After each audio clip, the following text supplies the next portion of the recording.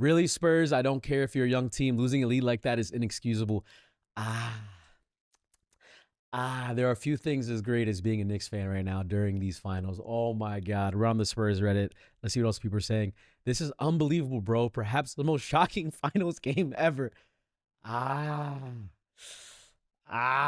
So good. Oh my God. The tears. That was an impossible game to lose, and it still happened. To basically score 80 in the first half, only to put up 30 in the second half is wild.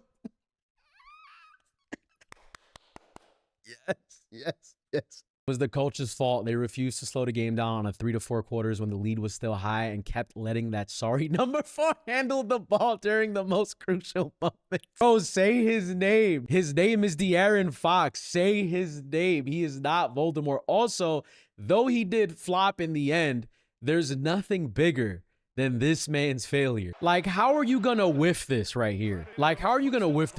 Bro? 2 back-to-back free throws, and you're supposed to be the chosen one? The chosen one. Here we go. Here's again. Ready?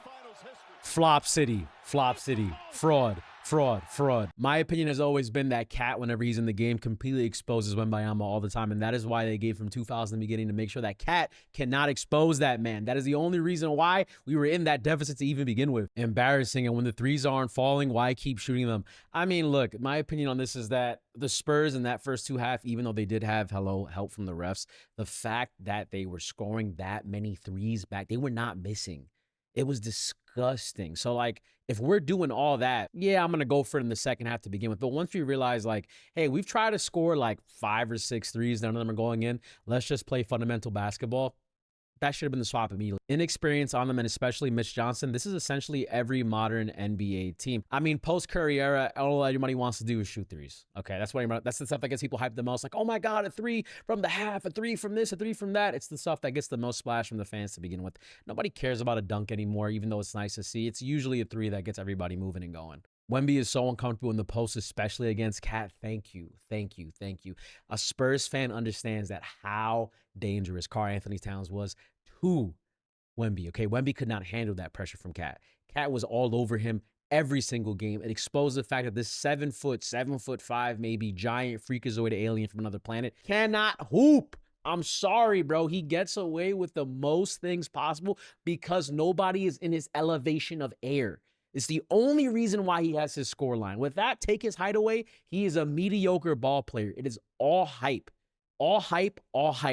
Straight up. He needs to bulk up and learn new moves. Thank you. And also, I don't think at the end of the day, sure, if you add about 10 to 20 pounds, he'd be more of a threat. But he has no bag. He has no bag because his entire bag is, I'm 7'4". That's his whole bag. I'm 7'4". That's it. They broke the record for making the most threes in the first half, so they kept trying to make more for the rest of the game, even when they stopped going in. I mean, why not? This is why I hate modern NBA. No use of fundamentals of just going to the basket and getting those thuggery points out. I mean, look, I had a conversation about this, and I thought that, hey, the reason nobody goes to the basket anymore, for the most part, they don't get close enough, is because, I mean, the risk to injury is, like, very apparent, right? All it takes is you just landing one funky way, and boom, ankle rolled out, knee popped, something like that. So I understand why nobody wants to go to the paint. Also, when you go to the paint, there's a high chance you might get a foul. Just what happens, right? So you have to be very selective of what they're doing. It was 29. We still had a 15-point lead at the start of the fourth. Crazy we had no one who could just hold the lead until the time is over. Without Harper, our 29-point lead was gone during the third. Harper is better than Wemby, okay? Harper is 100% better than Wemby. That is my opinion. Wemby, again, his bag is, I'm 7'4", nothing else. You take that away, what does he have?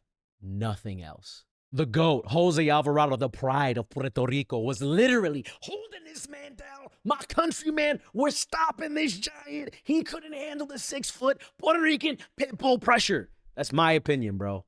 Puerto Rico saved the game. It's been embarrassing in general how many massive leads modern NBA teams cannot hold the last year or two. It barely surprises me anymore. I mean, look, when you're going against the Knicks, my opinion has been from the beginning that based upon everything we've seen this entire playoffs run, they can come back at any point in the game. You have to be very careful. Just because you have a 20-point plus lead doesn't mean you're going to win. Perfect example, what happened in Cleveland. Once you saw that, that should have woken up to you like, wait a minute, this team, if you give them any little bit of wiggle room, just a little bit, they will take miles from you quickly and fast. Because he's constantly forgotten the fundamentals of having that go-to move to get the easy 2 points or slowing the game down to get fouls.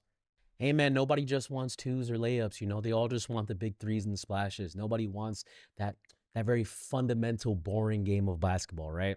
I'm a big fan of it. Coach is completely lost in this game. Call the timeout. That's what I was saying. Letting these huge runs just go on. For the most part, the Knicks during the entire game could not get momentum, okay? They were shutting down Brunson. They took out Cat, one of our key fundamental, just need him in the paint, period. Got a Brunson shoot a 3 only for it to get taken away. There were so many moments in that entire game that completely stopped any type of Knicks momentum, but we got it back because we the best, baby. We the best. Brad Fox, absolutely unforgivable from a vet. He steals the ball up 1 with 10 seconds left and then shoots with 8 seconds left. Hold the ball, wait for a foul. No, Knicks timeouts. We need another big man that can shoot anyway. Harper's ready for the job. Castle's handles aren't there. Oh my God, the rage, the rage. Hey, I know everybody's clowning Fox for that, but hey, Josh Hart on our team, I love him to death. He also flopped. Like, here we are, critical game play, right? Boom, we're going for it. Fox has the ball. He flops, messes it up.